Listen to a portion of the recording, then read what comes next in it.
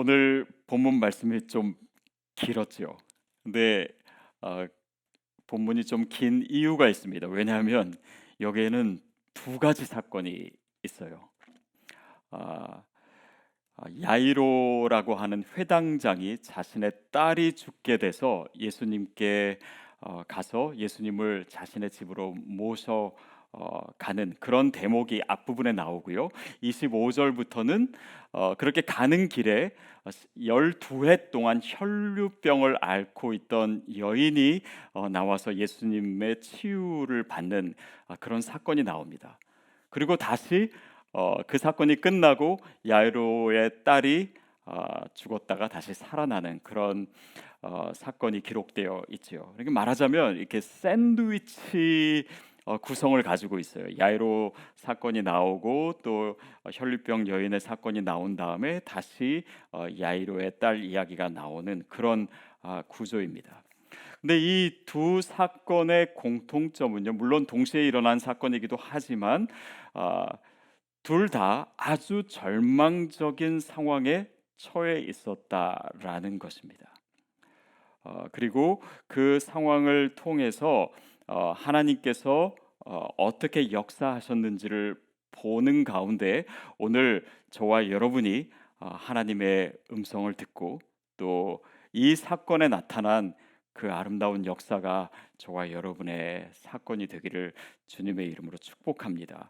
우리 27절, 28절 말씀을 같이 읽겠습니다. 시작.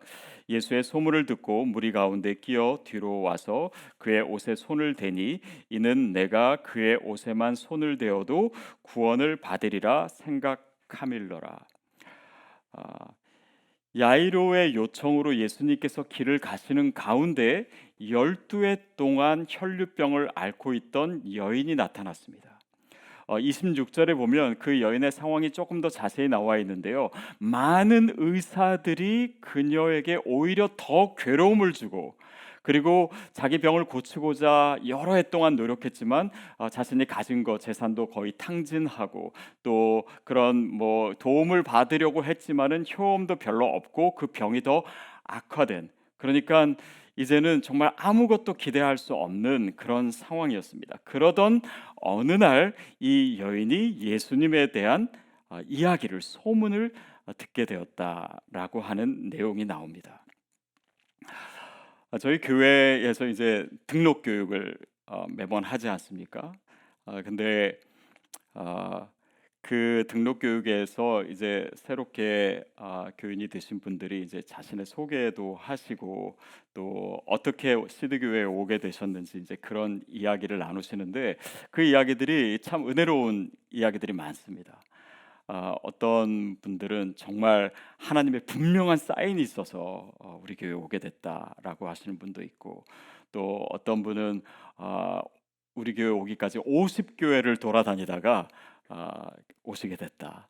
뭐 그런 말씀도 하신 분도 있고 또 어떤 분은 정말 신앙의 본질을 찾아서 오시게 됐다라고 하는 분도 있어요. 근데 제가 최근에 어느 우리 교회 형제님이랑 대화를 하다가 그것도 참 은혜로운 이 우리 교회 오게 된 이야기를 들었습니다. 이게 뭐냐면 본인은 어, 식당에서 짬뽕을 먹다가 옆자리에서 누군가가 우리 교회에 대해서 얘기하는 것을 듣고 우리 교회에 왔다라는 거예요. 그래서 와 동기 중에 참 독특한 동기도 다 있구나. 근데 그렇게 무심코 뭐 그냥 얼떨결에 들은 소식이 우리 삶에 굉장히 중요한 사건이 될 수도 있습니다. 또 그것으로 인해서 우리의 믿음의 삶에 굉장히 중요한 축복의 계기가 마련될 수도 있어요. 이 여인의 이야기가 바로 그것입니다. 어느 날 예수님에 대한 소문을 그냥 들은 거예요. 이 소문을 듣는데 이 여인이 뭔가를 한 것은 없습니다. 왜냐하면 듣는 것이라고 하는 것은 뭔가 우리가 업적이라고 할 만한 뭔가의 행위라기보다는 그냥 들린 거예요. 마치 예수 그리스도의 구원의 은혜가 우리에게 주어진 것처럼 그냥 어느 순간 우리를 찾아온 것입니다. 듣는 것이 바로 은혜의 통로예요. 그래서 로마서 10장 17절에서는 그러므로 믿음은 들음에서 나며 그 믿음은 들음에서 난다. 또 그 믿음은 그리스도의 말씀으로 말미암느니라. 그러니까 하나님께서 말씀하시기 때문에, 예수 그리스도께서 말씀하시기 때문에 그 은혜로 말미암아 우리가 듣게 된 것입니다. 저는 오늘 저와 여러분이 우리에게 들려지는 하나님의 음성으로 말미암아 놀라운 축복의 사건이 열리게 되기를 바랍니다. 그렇게 돼서 이렇게 그 예수님에 대한 소문을 듣고 그 여인에게 믿음이 생긴 거예요. 그 예수님을 만나면 되겠다. 그 예수님께 찾아가서 예수님의 옷자락만 만져도 나의 병이 나을 수 있겠다라고 하는 기대와 믿음이 생긴 것입니다. 29절 30절 말씀입니다. 시작. 이에 그의 혈류 근원이 곧 마름에 병이 나은 줄을 몸에 깨달으니라.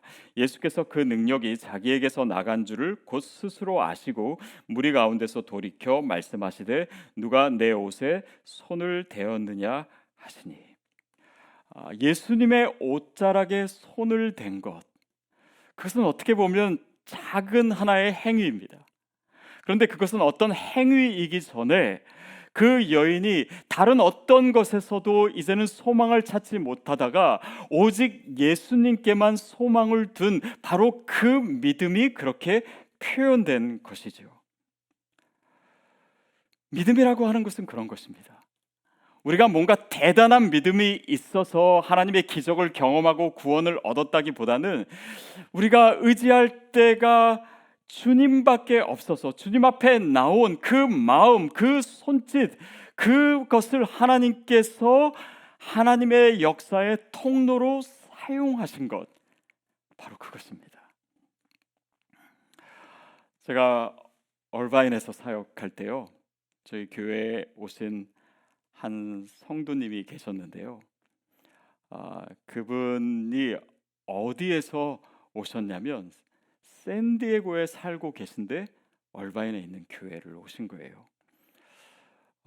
그래서 어느 날 그 이야기를 제가 듣게 되었는데, 사실 이분이 굉장히 인생에 큰 어려움과 슬픔을 당하시고 정말 죽을 것 같아서 어떻게 살아야 될지를 몰라서 힘들어하는 시간에 이제 그분에게는 이렇게 기도하시는 어머님이 한국에 계셨는데, 그 어머님이 생각하실 때 이 딸 아이가 죽지 않고 살아갈 수 있게 만들기 위해서는 하나님의 말씀밖에 없다, 이렇게 생각하셔서 아예 미국으로 오셨어요.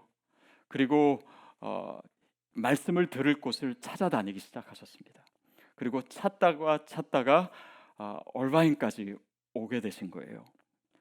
그리고 주일 예배에 참석하시고, 근데 어느 날 보니까 주일 예배만 참석하시는 게 아니라 수요 예배도 참석하시고 나중에는 새벽 예배도 참여하시더라고요.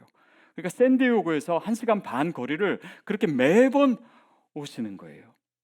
그래서 저는 그게 너무 대단하게 여겨져서 어떻게 이렇게 먼 길을 오시냐고 여쭤봤는데, 그분의 말씀은 제가 살려고 그럽니다. 너무 절박해서, 너무 힘들어서 하나님의 말씀을 듣지 않으면 살 수가 없기 때문에. 여러분, 바로 그분의 심정이, 그 절박함이 오늘 본문에 나온 이 혈류병 걸린 여인의 마음이었지 않나 싶습니다. 그래서 그 집사님이 몇 년 동안 그렇게 교회를 나오시고 회복되는 모습을 보는 것이 저에게 있어서 굉장히 큰 은혜였습니다. 결국 지금은 저희 교회에 오셨고 아예 이쪽으로 이사를 하셨어요. 자, 여러분, 우리가 우리의 삶에서 처할 수 있는 그런 절박한 상황, 그러나 그 가운데서 정말 살기 위해서 예수님께 소망을 두고 정말 주님 앞에 주님만이 나를 살리실 수 있습니다. 오직 하나님의 말씀만이 나를 구원하실 수 있습니다. 그 믿음의 표현을 하나님께서 찾고 계십니다. 오늘 저와 여러분이 혹시 그런 어려움 가운데 있다면 그 믿음으로 주님 앞에 손을 내미십시오. 그리고 하나님께서는 그 손길을 통해서 우리 삶에 오늘 이 본문에 나타난 그 놀라운 역사를 예비하고 계세요. 자, 그렇고 이제 35절부터는 이제 야이로 이야기가 나옵니다. 이 혈루병 여인이 이제 그 믿음으로 말미암아서 예수님의 칭찬을 받고 나음을 얻지요. 그리고 35절, 36절인데요. 우리 같이 읽겠습니다. 시작. 아직 예수께서 말씀하실 때 회당장의 집에서 사람들이 와서 회당장에게 이르되 당신의 딸이 죽었나이다. 어찌하여 선생을 더 괴롭게 하나이까?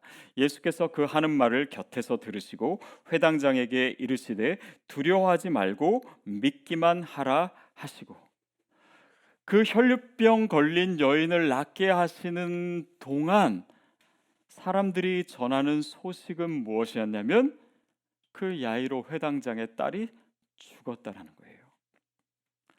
그러니까 이 사건 전에는 그래도 살아 있었기 때문에 일말의 소망이라도 있었는데, 이제는 딸이 죽었다고 하니 더 이상 할 수 있는 일이 아무것도 없게 되었습니다. 절망의 상황이 된 것이죠. 여러분, 여기서 우리가 기억할 것이 있습니다. 하나님의 역사가 이루어지는 과정에 아무것도 할 수 없는 절망적인 것 같은 상황이 생길 수 있습니다. 그런데 우리가 거기서 정말 모든 것을 다 내려놓고 포기해야 될 것 같은 그 상황 가운데, 아무것도 할 수 없는 그 상황 가운데요, 우리가 여전히 할 수 있는 것 한 가지가 있습니다. 그것은 그 상황에 대해서 예수님께서 뭐라고 말씀하시는가, 그것을 듣는 것입니다. 혈루병 여인도 그 소문을 들음으로 인해서 그 믿음을 갖게 되고 하나님의 역사를 체험했습니다. 근데 바로 이 야이로의 이 상황, 절망적인 이 상황 가운데서 예수님께서 이 상황에 대해서 뭐라고 말씀하시는지를 야이로는 들었습니다. 그것이 무엇이었습니까? 두려워하지 말고 믿기만 하라. 두려워하지 말고 믿기만 하라. 그것이 바로 그에게 주어진 말씀이었어요. 만약에 그가 거기서 예수님이 이렇게 말씀하시는 것을 듣지 못했다면 그 상황이 주는 그 메시지는 무엇이었습니까? 절망이었습니다. 절망이야말로 인간을 죽음에 이르게 하는 실존이에요. 그러나 하나님의 음성을 거기서 듣는 자는, 예수 그리스도의 말씀을 듣고 거기에 귀 기울이는 자는 죽음이 아니라 생명의 길로 가게 됩니다. 하나님의 놀라운 역사를 경험할 수 있어요. 배에서 생수의 강이 흐르게 되는 역사는 바로 그 주님의 음성에 귀 기울이는 우리의 믿음의 태도를 통해서 나타나게 됩니다. 36절에 예수께서 그 하는 말을 곁에서 들으시고라고 하는 표현이 나오는데요. 이 여기서 그 곁에서 들으신다라고 하는 이 표현의 헬라어는요, 파라쿠오라고 하는 단어예요. 근데 이 단어는 그냥 듣다, 뭐 옆에서 듣다 이런 의미도 있지만 다른 의미로도 번역될 수 있는데, 그것은 저항하다, 부정하다, 거부하다 이런 뜻입니다. 만약에 그 의미로 이 본문을 다시 우리가 해석한다면, 예수님께서는 야이로의 딸이 죽었다라고 하는 이 상황 속에서 그 상황이 주는 메시지, 그 절망을 거부하고 계시는 거예요. 저항하고 계시는 것입니다.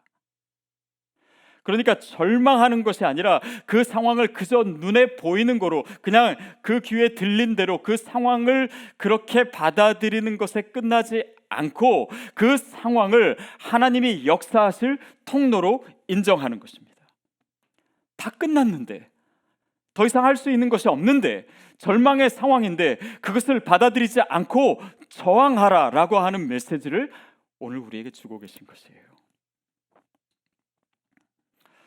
여러분, 요즘 우리 교회에서요, 이제 찬양 인도자를 구하고 있습니다. 그래서 이것을 뭐 그 광고도 하고 그렇게 해서 이제 이력서들이 오고 있는데요. 꽤 많은 분들이 지원을 하셨어요. 근데 지원서를 보고 또 찬양하신 그 영상들을 이제 보는데 아직까지는 저희 교회에 맞는 인도자를 찾질 못했어요. 그래서 일단은 이제 그분들에게 정말 죄송하지만은 이번에는 모실 수가 없겠습니다. 이렇게 이제 답을 드렸습니다. 근데 이제 그렇게 답을 드리면 사실 상황이 끝난 거거든요. 그러니까 그분을 저희가 다시 뭐 연락할 그런 가능성은 없습니다. 근데 그분들 중에요, 두 분이 다시 이력서를 내셨어요. 제가 그 얘기를 듣고요, 와, 이분들 진짜 훌륭하다라는 생각이 들었습니다. 그래서 이력서도 다시 보고 찬양도 다시 들었어요. 여러분, 이 팬데믹의 상황, 또 절망적인 상황, 어려운 상황, 모든 것이 다 끝난 것 같은 상황에서요, 저는 이런 믿음의 태도가 필요하다고 믿습니다. 특별히 이 시기를 보내고 있는 우리에게요, 그런 믿음의 태도가 필요합니다. 그리고 그 믿음을 통해서 하나님은 역사하기를 원하세요. 39절 말씀입니다. 함께 읽겠습니다. 들어가서 그들에게 이르되 너희가 어찌하여 떠들며 우느냐, 이 아이가 죽은 것이 아니라 잔다 하시니. 예수님께서 그 상황에 대해서 말씀하신 것은 무엇입니까? 너희가 어찌하여 우느냐, 이 아이가 죽은 것이 아니라 잔다. 여러분, 이 말씀은 그냥 이 아이가 진짜 죽은 게 아니고 그렇게 뭐 기절했거나 아니면 진짜 자는 것, 그런 의미가 아닙니다. 나중에 42절에 이 아이가 다시 깨어날 때 쓰인 이 아니스테미라고 하는 단어는요, 실제로 죽은 자가 살아난다라고 하는 그 상황에서 쓰이는 표현이에요. 죽었습니다. 그러나 예수님께서는 잔다라고 하십니다. 포기할 상황입니다. 그러나 예수님이 보시는 그 시선과 해석은 포기할 상황이 아니라 다시 소망을 가져야 될 상황이라고 말씀하십니다. 그리스도의 십자가는 어찌 보면 모든 것이 다 끝나고 포기하고 또 다 이렇게 죽음의 상황입니다. 그러나 그 상황이야말로 부활의 유일한 상황이라는 것을 우리는 이 복음을 통해서 깨닫게 됩니다. 여러분, 오늘 저와 여러분에게 그 주님의 시선이 있게 되기를 바랍니다. 이 절망의 상황에서 모든 것이 포기할 수밖에 없는 이 상황 속에서의 소망을 생각할 때요, 우리가 성경에서 나타나는 한 장소를 생각할 필요가 있습니다. 바로 호렙산인데요.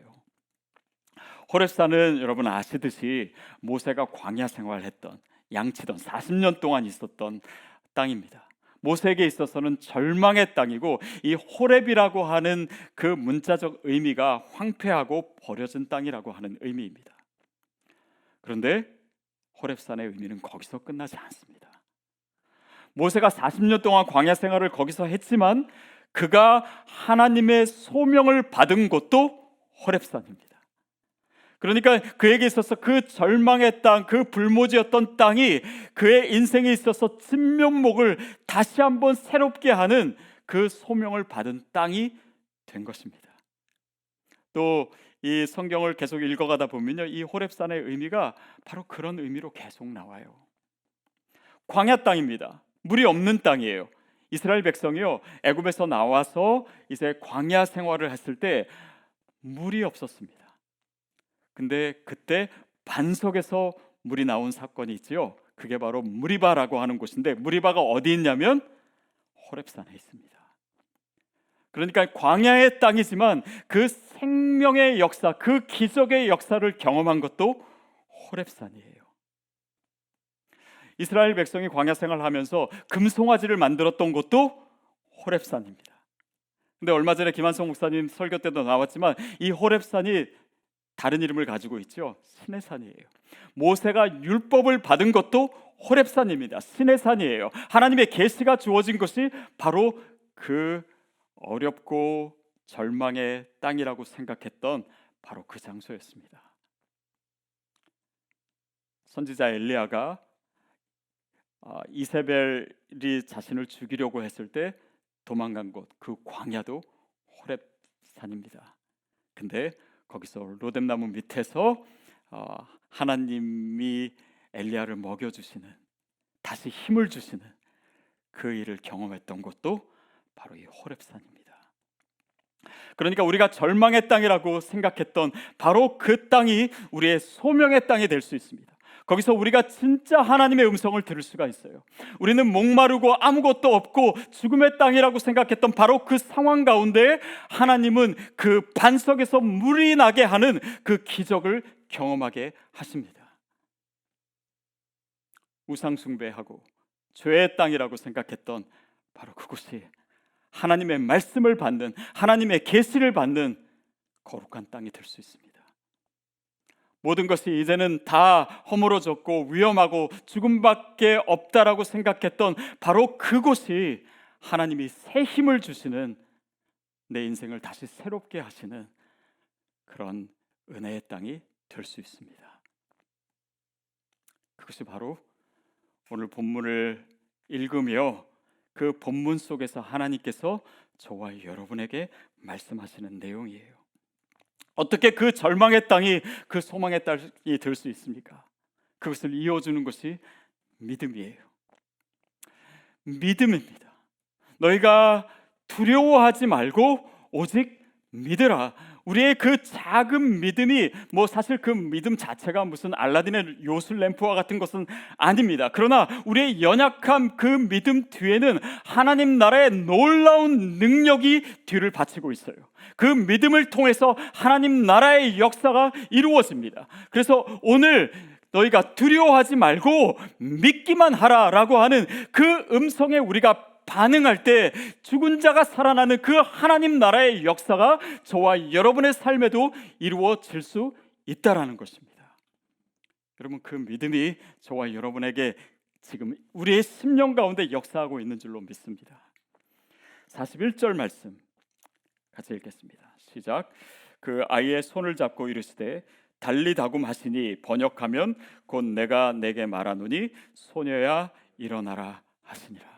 달리다굼, 아람어로 소녀야 일어나라 라고 하는 것입니다. 여러분, 이 달리다굼이라고 하는 이 표현은요, 무슨 수리수리 마수리 이런 주문이 아닙니다. 이것은 굉장히 일상적인 단어예요. 그냥 엄마가 아빠가 아이를 깨울 때 쓰는 굉장히 평범한 단어입니다.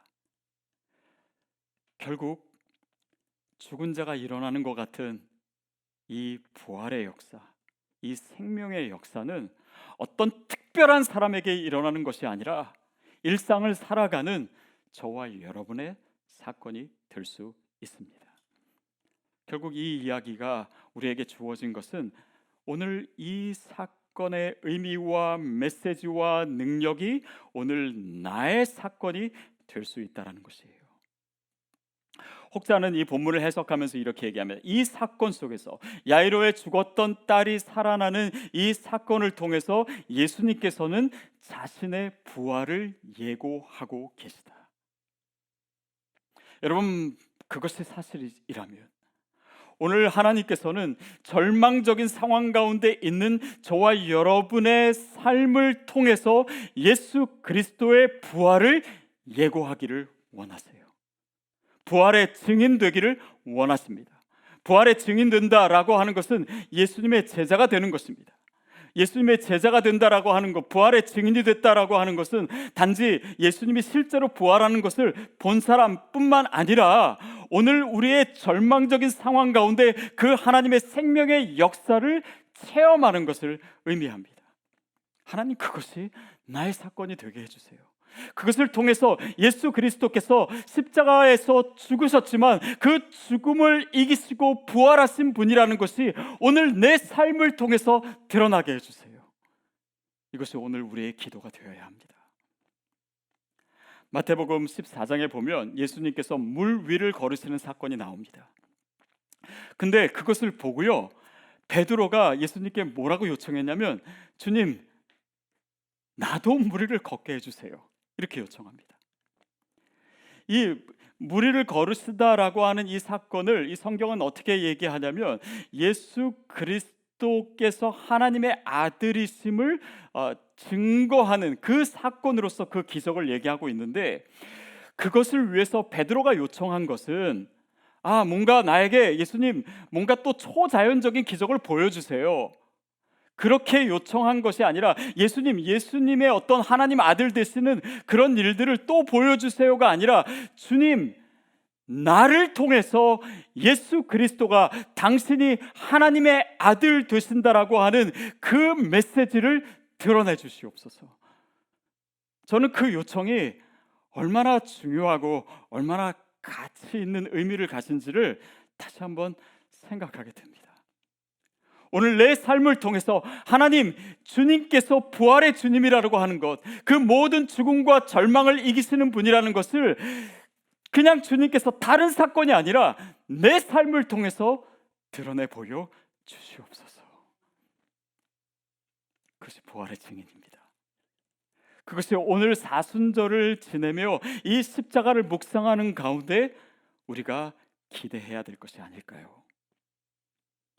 아까 말씀드렸듯이 오늘은 이 야이로의 딸이 살아나는 사건과 또 12의 혈루병을 앓던 여인이 치유받는 이 사건이 이 병렬되어서 나타나고 있어요.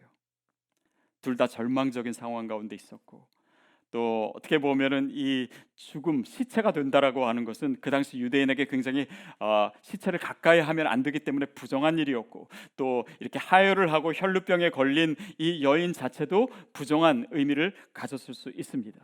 그러나 그들이 가지고 있는 어떤 그런 믿음의 표현을 통해서 하나님께서 역사하신 이 사건을 하나님께서는 동시에 일어나게 하셨어요. 성경은 그것을 동시에 기록하고 있습니다. 그 의도는 뭐냐면 이 두 사건이 서로 부딪히면서 마치 불꽃을 튀기듯이 이 사건이 서로와 서로를 부딪히면서 그 믿음의 역사를, 서로의 사건을 더 극적으로 만들어주는 그 역할을 하고 있습니다. 거기에 오늘 본문의 의미가 있어요. 야이로는 예수님을 모시고 가는 중에 그 혈루병 여인이 그 믿음으로 말미암아 치유함을 받는 그 기적을 보게 되었습니다. 그 믿음의 사건이 실제적으로 눈앞에서 일어난 거예요. 그것을 보고 야이로도 믿음을 갖게 되었을 것입니다. 그리고 그 믿음을 통해서 예수님은 또한 역사하셨어요. 본문이 쓰여질 때 야이로는요, 이 여인이 치유받는 역사만을 봤습니다. 근데 마가복음이 실제로 쓰여졌을 때는요, 예수님이 이미 부활하신 그 이후에 쓰여졌어요. 그 말은 무슨 의미냐면, 오늘 우리가 이 본문을 읽는 것은 예수님께서 그 부활을 경험하신 후에 그 부활을 체험하시는 그 능력으로 오늘 우리에게 그 믿음을 요구하고 계신 것입니다. 다시 말하면 그분이 체험하신 부활의 능력이 오늘 우리에게 믿음의 도전으로 주어지고 있는 것이에요. 여러분, 이것이 하나님의 나라가 확장되는 중요한 원리입니다. 누군가 하나님의 역사를 체험해요. 그 절망 가운데 하나님의 소생케 하시는 그 놀라운 역사를 경험합니다. 그런데 그 역사는 나에게서 끝나지 않아요. 그것은 다른 사람을 살게 합니다. 그것이 믿음의 역사이고 하나님 나라의 역사예요. 제가 지난주에 새로운 MC 하나가 생겨가지고 그 첫 모임에 참여를 했습니다. 근데 어찌 보면 좀 특별한 MC라고 할 수 있어요. 이 MC의 구성원은 이 사별하신 여성분들로 이루어졌습니다. 그것도 이제 갑자기 남편이 돌아가시게 돼서 사실 너무나 힘든 과정을 지내고 계신 그런 분들이 모이셨어요. 근데 그 모임에 참여하면서 제가 너무나 큰 은혜를 받았습니다. 어찌 보면 정말 절망할 수밖에 없는 그런 삶의 어려움을 통과하면서 하나님께서 자신의 삶에 행하셨던 일들을 하나씩 하나씩 고백하시는데요. 근데 그분들이 함께 모여 있으니까 마치 불붙는 숯불이 바로 옆에 있는 숯불을 더 타오르게 하듯이, 연약한 여인들의 모임인데 그분들 안에는 정말 이 믿음의 역사를 살아있는 믿음으로 날마다 체험하는 그런 믿음의 전사들이 그 안에 있더라고요. 이게 함께 모였을 때 서로가 서로에게 그 믿음의 증인으로서 존재하고 그 믿음을 다시 한번 더 살아있게 만드는 하나님의 역사라는 것을 그 모임을 통해서 볼 수 있었습니다. 히브리서 12장에 보면 우리에게 구름과 같은 허다한 증인들이 있다라고 얘기합니다. 바로 이런 사람들이에요. 절망 가운데 있었지만, 어려움 가운데 있었지만 그 가운데서 하나님의 살아계심을 내 삶을 통해서 체험한 사람들, 그 증인들로 인해서 하나님의 나라의 역사는 이루어지는 것이에요. 여러분, 그것이 바로 선교적인 삶입니다. 내 삶에 그냥 내가 복음을 입으로 전하고 이런 차원을 넘어서 내 삶의 그 죽음에서 부활하신 그 예수 그리스도를 내가 체험한 사람들, 그것은 단지 내 삶에서 끝나지 않고 단지 내 믿음에서 끝나지 않고 내가 그렇게 살아나는 그 모습을 통해서 내 안에 있는 소망의 이유에 대해 내 주변에 있는 사람들이 믿음의 눈을 뜨게 되는 것입니다. 저는 저와 여러분에게 바로 그 믿음이 있게 되기를 바랍니다. 그 체험이 있게 되기를 바랍니다. 혹시 오늘 이 예배를 드리시는 분 가운데도 정말 아무것도 소망이 없는 것 같고 정말 짙은 어두움 가운데 있고 모든 것을 포기하고 싶고 어디 하나 의지할 데 없는 그런 절망적인 상황을 보내고 있는 분이 계실 수 있습니다. 여러분, 그러나 반드시 기억하십시오. 이 상황이야말로 우리가 그 살아계신 주님을 체험할 수 있는, 그 부활의 증인이 될 수 있는 절호의 기회입니다. 우리의 인생에 한번 올까 말까한 가장 소중한 기회예요. 이 기회를 놓치지 마십시오. 예수 그리스도의 십자가와 부활, 이것은 단지 그냥 책상에 앉아서 배우는 교리가 아닙니다. 이것은 마치 이 불붙는 그 떨기나무에 불붙는 그 모습처럼 이글이글 거리고 살아 움직이는 것, 바로 그 믿음입니다. 펄떡펄떡 뛰는 그 살아있는 체험적인 믿음이에요.